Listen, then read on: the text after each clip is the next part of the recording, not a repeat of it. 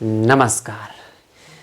देश की खबर दुनिया की खबर बन जाती है जब देश में सर तन से जुदा के नारे लगते हैं।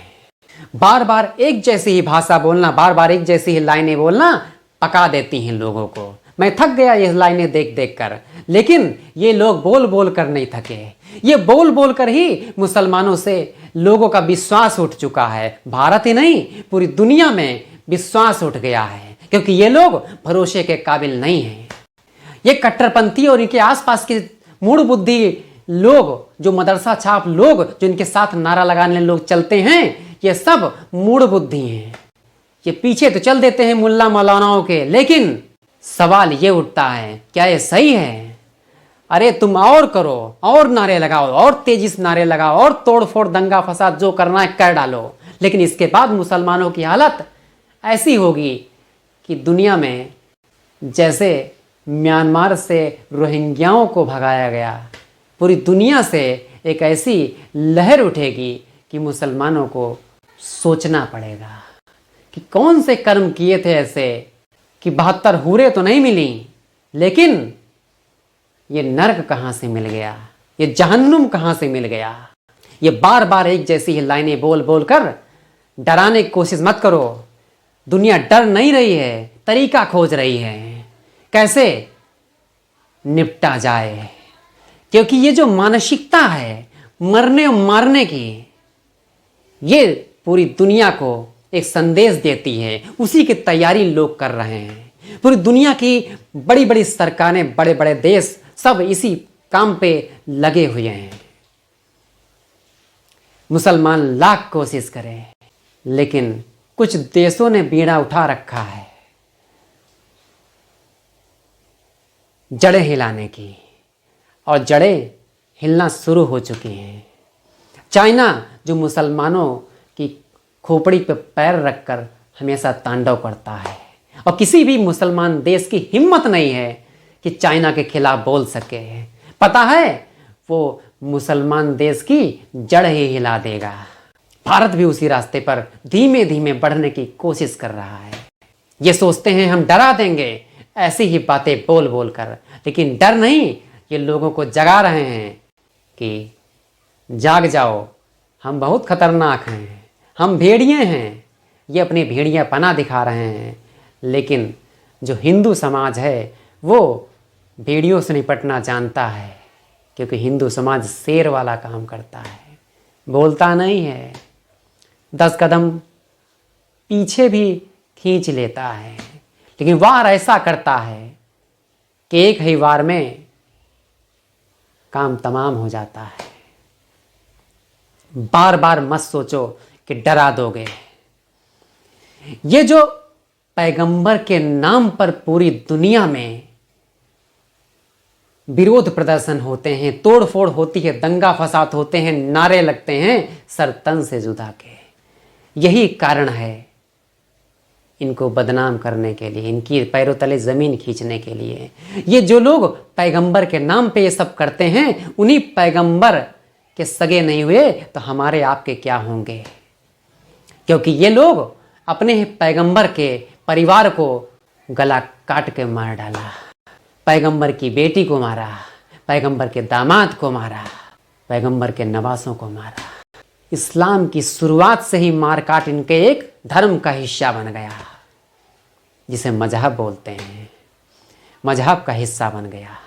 ये छोटी बात नहीं है, बहुत बड़ी बात है। बचपन से लेकर बड़े होने तक बच्चों के दिमाग में जो जहर बोया जाता है वो यही तो है, और क्या है। और तो इनके पास कोई ज्ञान है ना ही इनके पास कोई आविष्कार करने की क्षमता है। सिर्फ शरीर ही है, शरीर तो जानवर के पास भी होता है। इसका हल भी बताऊंगा।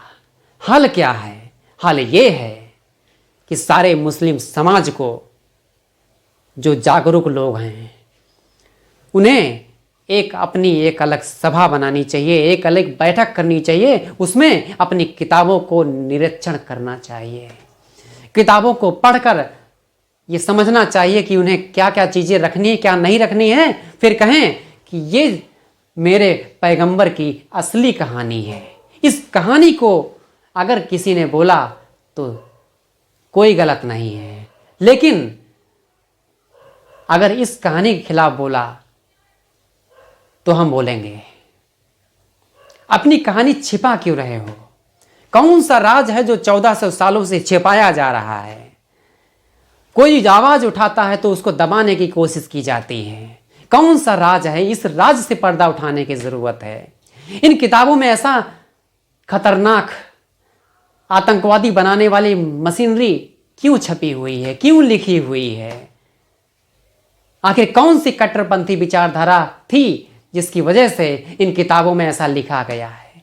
जिन्हें वो धार्मिक ग्रंथ बोलते हैं, उन्हीं ग्रंथों में ये चीज लिखी हुई है। जब उसी ग्रंथ को पढ़कर कोई व्यक्ति बोलता है तो वह ये समझने के बजाय कि ये सच है, इस पर कोई मतलब नहीं, क्योंकि हमारी किताबों में ही लिखा है तो बोलने की जरूरत नहीं, वह इसके बजाय वे नारे लगाना शुरू करते हैं, नफरत के बोल बोलना शुरू करते हैं, कहते हैं गर्दन काट देंगे, चुप हो जाओ, बोलना मत। लेकिन जितना ज़्यादा तुम दबाने की कोशिश करोगे उतनी ही उड़ती हुई आवाज को रोका नहीं जा सकता, क्योंकि उबलती हुई जो क्रांति है, जो उमड़ती हुई एक जन सैलाब की आवाज़ है, उसको दबाया नहीं जा सकता। दुनिया की जो बहुसंख्यक आबादी है इस्लाम के अलावा, वो नहीं चाहती कि इस्लाम की कट्टरपंथी विचारधारा दुनिया में फैले। यदि अपनी कट्टरपंथी विचारधारा पे ये लोग अंकुश नहीं लगाते तो पूरी दुनिया अंकुश लगा देगी। परिणाम आपके सामने है। पाकिस्तान में क्या हो रहा है, ईरान में, इराक में, सीरिया में क्या हो रहा है, आपसे कुछ भी छिपा नहीं है। हर जगह मार काट मची है। क्यों मची है? क्योंकि उसके पीछे इनके खुद के बिछाए हुए जाल ही हैं, जिसमें मुसलमान ही मुसलमान को मार रहा है। क्या कहते हैं? हम दीन के लिए जीते हैं। दीन के हो तो मुसलमान होकर मुसलमान को क्यों मारते हो? मतलब कुछ तो झोल है बेटा, कुछ तो मानना पड़ेगा, सोचना तो पड़ेगा। समय आपके अनुकूल हो सकता है, बदलाव करना पड़ेगा। और हिंदू समाज यानी सनातन समाज को ये समझने की ज़रूरत है कि इस मुस्लिम समाज यानी इस्लाम धर्म के, इस्लाम मजहब के लोगों पर विश्वास ना करके अपनी तैयारी करने की ज़रूरत है, क्योंकि ये मरने और मारने पर उतारू हैं। तो हम तो अपने डिफेंस के लिए कुछ तो करेंगे। अपने डिफेंस के लिए एक गजब की तैयारी करने की ज़रूरत है कि हर एक मोड़ पर इनका मुकाबला किया जा सके, हर एक मोड़ पर मुंहतोड़ जवाब दिया जा सके। आने वाला समय तो हिंदू राष्ट्र होगा ही, लेकिन तब तक इन्हें कंट्रोल में करने के लिए खुद को एकत्र होने की ज़रूरत है, इकट्ठा होने की ज़रूरत है, खुद को मजबूत मुट्ठी बनाने की ज़रूरत है। और एक बार ऐसा हुआ तो नई लकीर खींचने से कोई नहीं रोक सकता। भारत को दुनिया का सूरज बनने से कोई नहीं रोक सकता। भारत दुनिया का सूरज था, बीच में इतने साल गुलामी की जंजीरों में बंधे रहने के बाद सब लूट गया। ये सब मुगल और मुगलों के जो अचेरे चचेरे भाई जो आते जाते रहे, इनके कारण जो लूट गया देश का खजाना, उसकी वजह से देश में विकास की रफ्तार धीमी हो गई थी, जिसकी वजह से थोड़ा सा सूर्य डिम पड़ गया था। अब फिर भारत का सूरज की तरह चमकना तय है। सो दोस्तों, आपको इस तरीके से सोचने की ज़रूरत है, क्योंकि ये कट्टरपंथी विचारधारा गला काट के कब्जा करना चाहती है भारत पे।